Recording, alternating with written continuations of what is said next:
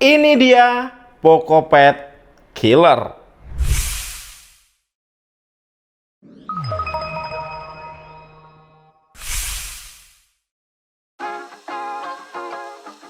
Hai guys, dengan saya Ade. Pasar tablet tahun 2026 ini bakal makin seru nih. Salah satunya ini ada tablet dari iQOO yang bakal bikin pasar tablet makin panas. Karena kalian tahu sendiri ya, kalau iQOO dan juga Poco itu emang fokusnya di performa. Bahkan untuk smartphone-nya sendiri ya, Poco F8 Ultra itu selalu dibanding-bandingin dengan iQOO 15. Dan kali ini giliran tabletnya. Tapi kayaknya kalau tabletnya PocoPad speknya tuh jauh levelnya di bawah iQOO Pad ini. Yuk, mending kita unbox dulu. Oke, jadi ini dia produknya. Yang tampilan dari boxnya sendiri di sini ada kayak gambar unit tabletnya gitu guys. Dan di sini tertulis iQOO Pad 5e ya. Dan ada angka 5 di sini. Kalau untuk di bagian belakang ini polosan aja ya. Kalau untuk biasanya kan ada kayak tulisan speknya gitu, tapi ini kosongan aja. Palingan di sini nih tertulis kalau ini yang RAM-nya 8 GB dan internal storage 128 GB. Dan yuk langsung aja kita unbox dulu ya. Jadi ini masih segel, masih plastikan. So, langsung kita buka aja. Oke. Dan yuk kita langsung buka. Jadi ukurannya ini lumayan besar guys ya. Oke. Nah, jadi pertama disambut sama unit tabletnya. Yang di sini terlihat ya, kalau ada gambar pulpennya. Jadi di sini dia ada kayak magnetik gitu guys, untuk kayak nempelin pulpennya gitu. Nanti kita cek lebih lengkap. Sekarang kita lihat dulu dapat apa aja. Jadi di sini ini kayak kartu garansi sama buku panduan singkat gitu guys ya, kayak di amplop gitu. Lumayan keren. Terus untuk kabelnya tentu aja ini udah USB Type-C untuk kabelnya. Dan untuk chargernya ini di 44 watt ya. Ini Vivo Flash Charge. Oke, jadi itu aja untuk kelengkapannya. Sekarang kita langsung lihat untuk unit tabletnya. Oke. Jadi emang lumayan besar banget guys ya. Dan ini untuk tampilan bagian belakangnya ya. Untuk warnanya nih yang warna hijau, ini bakal jadi warna favorit di tahun 2026 ini. Kalau untuk modul kameranya dia bentuknya bulat kayak gini ya. Jadi di sini tertulis ASPH kamera.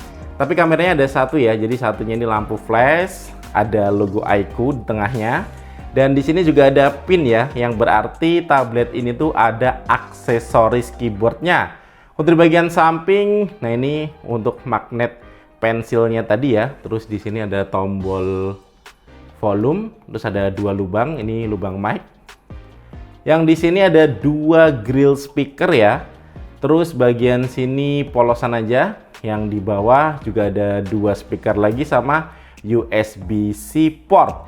Jadi untuk speakernya sendiri ini ada 4 speaker guys ya. Dan yuk langsung aja kita coba nyalain, setup dan install beberapa aplikasi buat kita nyobain lebih lengkap si iQOO Pad 5e ini. Nah, untuk desainnya kalau diperhatiin lagi ini emang simple ya, dan warna hijaunya ini looknya tuh lebih keren nih. Ini juga termasuk tipis guys ya, di 6,62 mm dan bobotnya juga ringan di 584 gram. Padahal displaynya sendiri ini terbilang luas ya, punya ukuran 12,1 inch, panelnya IPS dengan resolusi 2,8K dan refresh rate tinggi 144 Hz. Nah, untuk brightness-nya ini di 900 nits dan support dengan HDR10. So udah sangat nyaman ya dipakai di dalam ruangan, apalagi untuk nonton guys ya, karena ya layarnya luas. Kalau untuk setel musik atau untuk multimedia juga suaranya ini mantep banget. Dia punya 4 speaker ya, terlebih juga udah super audio 6.0, so udah seperti speaker di tablet flagship. Oke,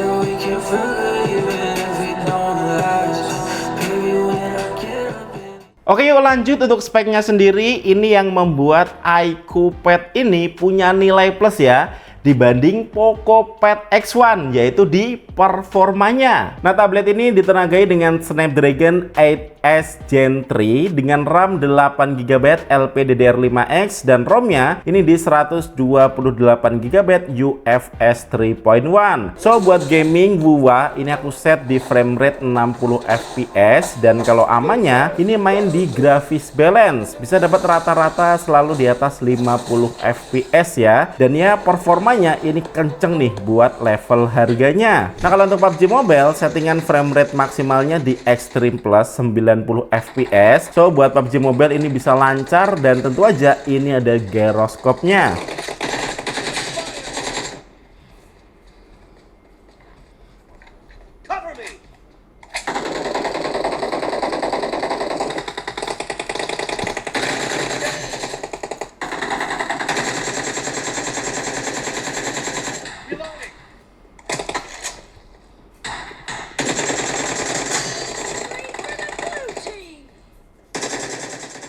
Nah, untuk MLBB sendiri ini dapat settingan frame rate super ya 90 fps dan ya tentu aja game ini sangat aman dan lancar dimainkan di frame rate 90 fps dengan settingan grafis rata kanan.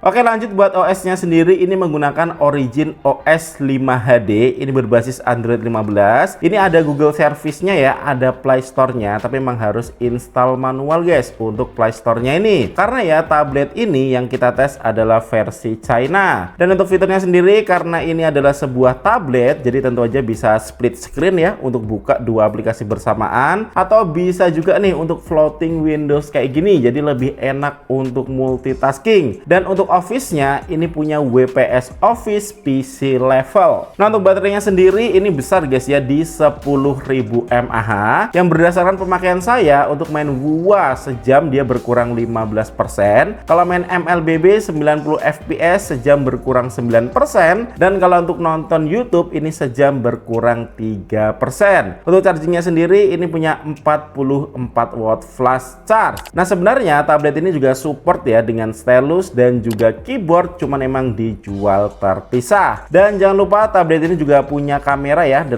megapiksel kamera belakang dan 5 megapiksel kamera depan. Hasil kameranya buat kelas tablet ini bisa diandalkan.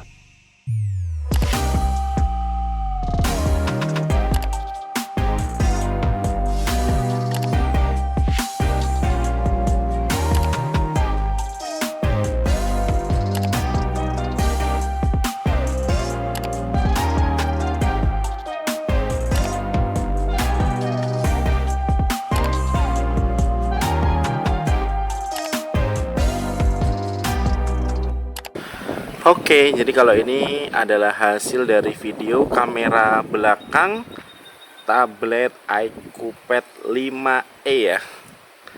Jadi untuk resolusinya sendiri ini bisa di resolusi Full HD 60 fps. Untuk di bawah jalan tampilannya dia udah cukup stabil ya. Dan untuk hasilnya sendiri buat kelas tablet sih ini udah sangat bagus ya. Nggak mungkin juga kan kita ngonten pakai tablet. Jadi dengan resolusi dan warna yang kayak gini sih ini udah sangat bisa diacungi jempol. Dan ini untuk hasil dari video kamera depannya ya. Kalau untuk sebuah tablet sih ini hasilnya udah sangat-sangat mencukupi ya. Karena kan kalau tablet paling kamera depannya dipakai untuk video call atau untuk meeting online, dan penempatan kameranya ini landscape ya. Jadi ketika dipakai untuk meeting tampilannya bisa bagus dan natural seperti ini.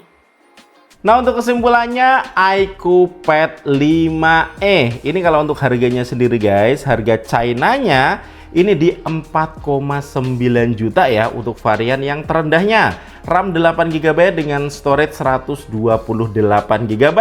So kalau kita lihat dari segi harga ini emang bakal jadi pesaingnya Poco Pad X1. Tapi kan untuk secara performa ini lebih kenceng, layarnya juga lebih luas dan baterainya juga lebih besar ya. So ini bisa jadi penantang Xiaomi Pad juga. Ya, tapi ini emang belum resmi di Indonesia guys ya. Saya harap iQOO Indonesia bisa ngebawa tablet ini masuk resmi ke Indonesia. Yang kalau untuk harga di Indonesia ada sih yang jual ya, tapi memang agak lebih mahal. Kalian boleh cek tag produk YouTube Shopping di bawah. Oke, sekian dari saya Ade. Thank you buat kalian yang udah nonton video ini sampai habis, dan kita ketemu lagi di video selanjutnya. Yuk.